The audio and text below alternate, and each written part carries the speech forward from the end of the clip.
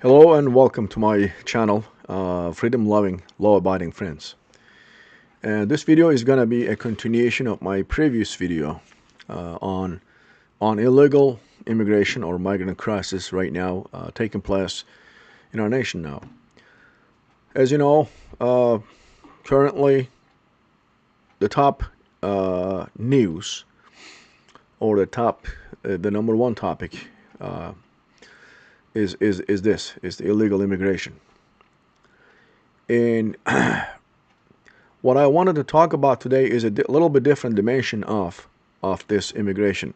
On my the previous video, on the first video, I kind of touch base a little bit about the criminality aspect, the criminal elements, and the terrorism aspects of illegal immigration. And today I want to kind of a little bit more elaborate on that one. So just to kind of setting up the context and to give you a little bit of context again. So far again, the 3 years of Biden administration up to now, we have give and take 9 million of illegal immigrants. Just last December of 2023, over 300,000 people entered into the country illegally from the southern border. And just a few months after, this is not even end of February yet, less than 2 months, what we started seeing in New York City is absolutely very ugly and a good indicator, unfortunately, of what's going to happen going forward. What is it that people are going to face because of this illegal immigration crisis? There are two gangs, Venezuelan gangs. One is Tren de Aragua, and the other one is M13. These gangs are right now have a strong presence in the United States, primarily because of this illegal crossing. I repeat, primarily, and can be 100% attributed to the illegal crossing from the southern border.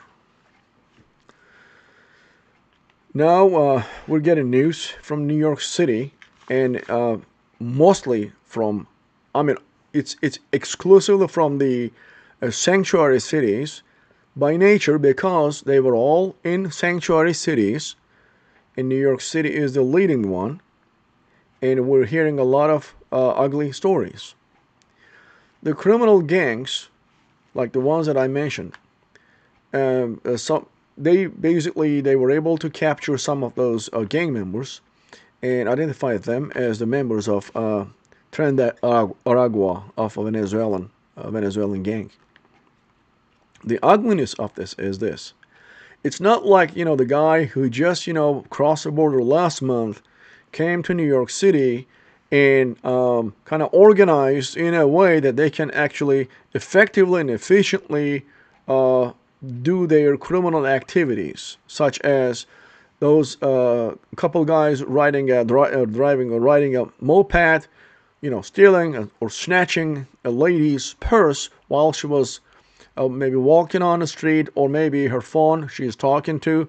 They just get close to her, grab her, just grab her purse, grab her arm to steal her purse and cell phone, and she can be dragged. There is another one, 64-year-old lady in New York City. She has lots of broken bones in her body because she was being violently dragged on the pavement, on the sidewalk, while her purse was being snatched from her. These criminal activities are not just happening haphazardly. It's not just here and there kind of isolated events. They have an organized way of committing these crimes. And no one can believe that these guys who just, crossed the border last month kind of got organized, formed these gangs, and start actually delivering on their plans of criminal activity plans. they are actually connected, heavily connected to their so-called, I'm going to call them their masters or master planners or kingpins or whatever you want to call them in Venezuela, and they're in communication with them via applications like WhatsApp. And then what they're doing is those telephones, the cell phones they're stealing, there is a market in Venezuela for them. First off, they're sending them there, and before they're sending them there, they managed to find hackers actually, and hackers are hacking into those phones and draining the bank accounts of those people who actually owns those smartphones. And then they're making money in multiple ways. One is selling those smartphones in Venezuela or other places maybe. Two, they're selling data on them. And three, directly hacking into those phones and getting into the bank account of the owners and draining those bank accounts. So there are multiple ways of making money coming out of this criminal activity. And again, I'm repeating this. This is not just formed after the criminal. I mean, those criminal elements crossed the southern border and organized. No, they crossed with this intent. Coming from Venezuela, they were already members of these gangs, criminal organizations, and then they started, acting as they planned, or as their leaders or kingpins planned. So right now we're talking about totally different aspect of illegal immigration and illegal immigrants. In my first video, I was kind of trying to describe the situation and referring to the volume of illegal immigration and how they're crossing and the other aspects of it. And this one is particularly focusing on the criminal elements, the serious level of criminal elements. That is up to and including, again, I said that in my first video, owning firearms. They found a lot of firearms. NYPD captured firearms from these illegal immigrants. My understanding is they have established relationships once they, cross the border, the southern border, and get to sanctuary cities like New York City, and then they kind of trigger those relationships or connections that was already established before they even came, and then they somehow obtain or have access to firearms. We are talking about a nightmare situation now. It's not only illegal immigrants coming here, being a big burden on the system like in New York City. New Yorkers are paying for those expenses such as prepaid credit cards, shelters, hotel rooms, what have you. And not only that, now we're talking about serious crime. And the crime level of that sort, the kind of, the ones I was talking about and trying to describe, they found, New York NYPD found that, it increased since last year this time by many folds. And it appears to be like it's on the rise, and it's going to be going only upward. The current situation in sanctuary cities, again, obviously, naturally, the name is being sanctuary cities. ICE, Immigration and Customs Enforcement officers, cannot go in there and make arrests because they are sanctuary cities by the liberal laws. Those who actually committed crime, and I believe you all remember those 4 or 5 guys who actually attacked NYPD police officer, 2 of them, and they beat them, broad daylight. They beat them on the street. Everything got caught on camera. They got caught. They were in the trial, and you know what happened, right? They were walking out of the courtroom. They didn't face anything, and they were actually flipping their both birds. I'm not going to make that. I'm not going to flip up here. Both birds, basically, they were flipping up the entire nation. That's what was happening. They came illegally through the southern border, And in New York City, they beat in the broad daylight 2 NYPD police officers. They got caught. They were in the court. They were let go. And when they were leaving the court building, they were flipping up the nation, the entire American nation. At that point, I want you to kind of pause and ask yourself how you would take it. Yet, because of the liberal laws, I repeat, because of the Democrats, I repeat, they will not be punished. I don't believe they will be. They're at the huge flight risk. Well, they will disappear. There is another one I mentioned yesterday when I was, preparing my first video. 15-year-old who obtained somehow a 45 ACP pistol, who was actually shooting at a cop. He missed it. By mistake, by chance, there was a tourist standing there, and he got shot in the leg. Well, he got arrested. I don't know what's going to happen to him. I believe he was going to be let go. I want people to just kind of really seriously, putting all the ideological differences aside, Democrat, liberal, conservative, Republican, Democrat. What we're facing now, in the face of this kind of challenge and situation, which is extremely ugly, I think we should completely eliminate and stop this whole political alignments and ideological differences. We have to understand that we're facing an extremely serious problem. And I tried to kind of touch base yesterday, the why of it.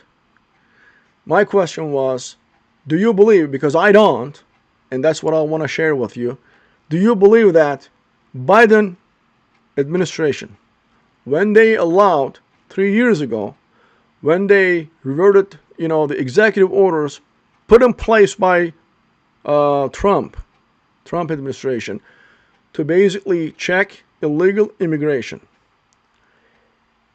and did they not know that we were going to face this today? You remember, go back to 3 years ago now. Go back to 3 years ago. There was millions march from the Southern American nations, Latin American nations, right? And number one, the highest amount of contributing nation is Venezuela, and then Colombia, and then Paraguay, Uruguay, El Salvador, those nations. So the question is, did they?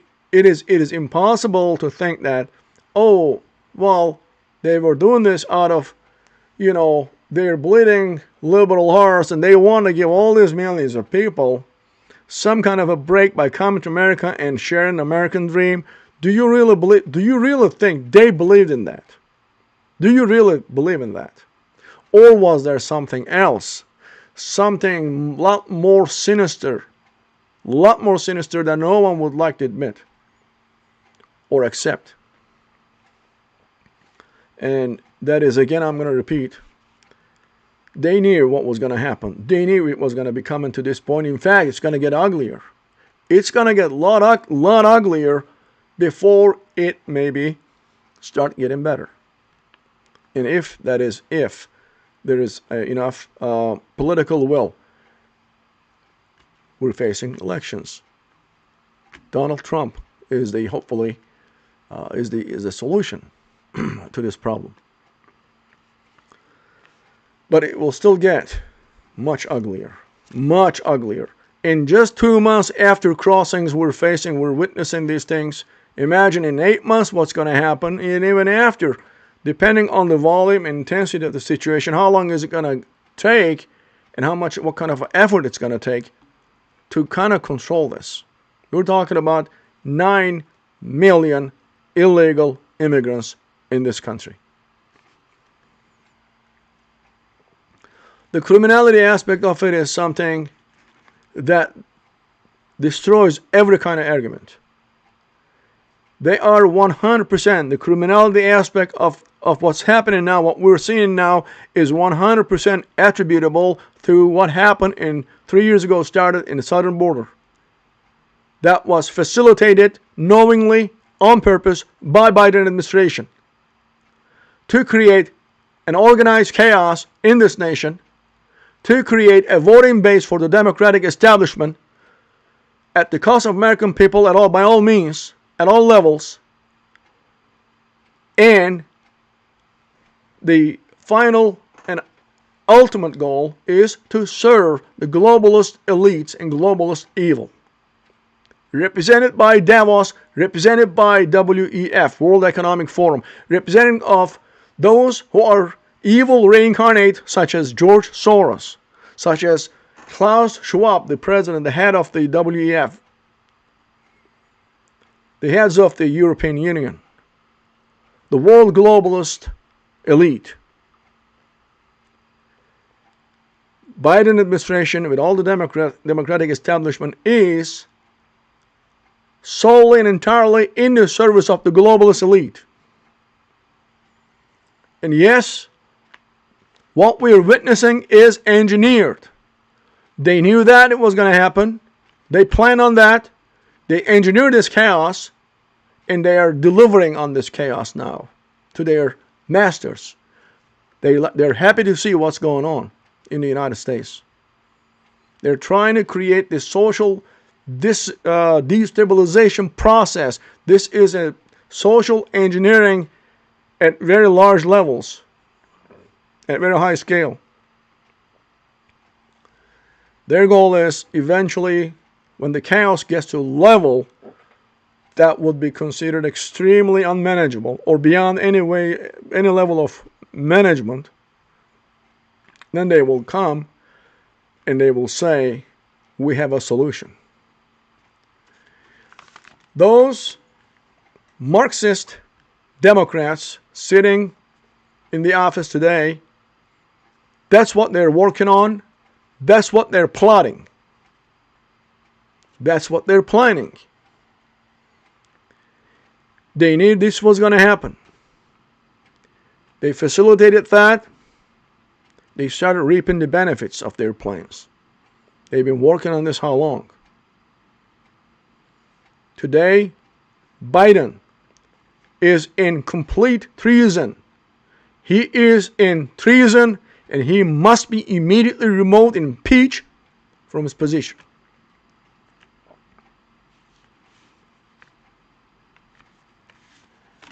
I also want to mention, and also I was talking about it in my previous video, having this, all this what we discuss here now, having all this set. How safe are we? I asked the same question before, and I'm going to ask again. How safe do you feel now that these illegal elements, they're not only illegal immigrants anymore, they are actually hardened criminals from gangs, deadly gangs from South America, from countries such as Venezuela and Colombia. And now they're having easy access to firearms. If you think that's difficult, you're dreaming. They have very easy access to firearms. They have easy access to deadly force. We need now more than ever get serious, be aware of this situation, and we got a plan on how to protect ourselves, our families, our loved ones, our property. They are here. Today they're in New York City. Today they're mostly concentrated in those sanctuary cities. But let me tell you this. Just maybe last week, I think it was, 120 of them somehow managed. This group was in Denver. As you know, Denver is also one of those sanctuary cities, and 120 illegal immigrants managed to go one of the small towns in Colorado. That was a small town of 7,000 people. Beautiful Colorado neighborhood.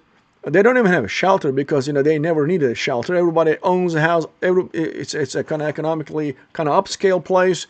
People don't need shelters. And the mayor of that city, that town, he was talking. He was like, he didn't know. They didn't know what to do with them. If they leave them out in the open and it's cold, obviously under the snow in the middle of winter, they're gonna freeze to death. And again, they're still, thinking along those humanitarian sides of it, like trying to help people. But again, unfortunately, among these people, you don't know, among those 120 people, what kind of elements, criminal elements, if there are criminal elements or not, who knows? No one can say yes or no. But if today 120 of them went to this town of 7,000 people in a nice Colorado neighborhood, what makes you think tomorrow they're not going to be coming next to your neighborhood, maybe your backyard even? What makes you think they're not going to try to enter your house? What makes you think when your wife or yourself walking on the street feeling safe and maybe you're on your phone, you're talking to your child, your kid, and then two guys on moped is coming and attacking you, maybe, clubbing you, trying to snatch your purse or steal your smartphone? What makes you think none of those things will happen? This is where we're at right now because of the illegal immigration, which was literally committed. This crime was committed by none other than Joe Biden. None other than Joe Biden. He is in treason. He must be impeached before even ending his term. Doesn't matter he is getting senile or not. He is in treason. He is guilty as charged. Next time we vote, I hope we all remember what's happening, what's taking place right now. I hope we all remember, Democrat or Republican, remember. This problem was caused 3 years ago knowingly and willingly and purposefully by Joe Biden to bring this chaos for a reason, to serve his puppet masters. He is nothing but a puppet, and his strings are controlled and pulled by those in the globalist elite.